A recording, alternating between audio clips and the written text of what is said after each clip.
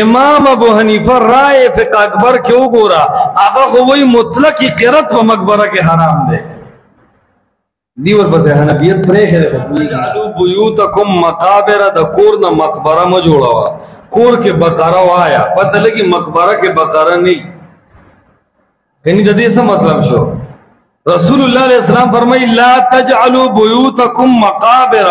کور نہ مقبرہ مجوڑا ہوا بولی مقبرہ کے بقرہ نشتا او پس کور کے بقرہ دا اس خلق مقبرہ کے بقرہ ہوئی دری حدیث سے مطلب شو کور کے بقرہ آیا دا کم سڑے چرا قبر سرخ پوتا بقرہ ہوئی دیتا ہوا ہے تا اللہ گواہ کا او قسم و طلاقو کا تا کور کے بقرہ ویلے دا کور کی نوی والدے ہوئی دا سڑے چکل ہم سنت پرید دے بدت کے واقعہ کی گئی حدیث مسند احمد کی روایت روڑے دے ما احدثت قوم بدعتا الا رفع مثلها من السنہ یو دا سے قوم نشت چاپا بدت کی یو سنت بدی نسی چھ بدت اخلی سنت بدی نسی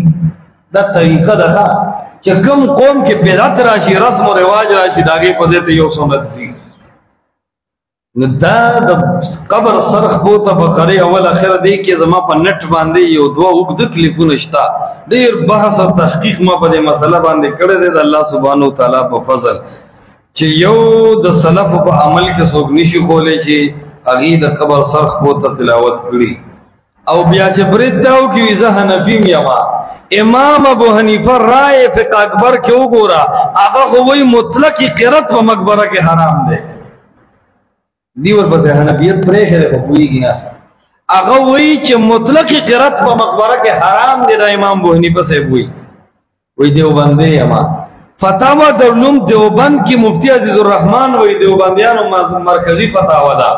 وہی دادا پکاری اول اخیر با پوچھت آواز نوے دل دے پوچھت آواز بھی گنے ہوئی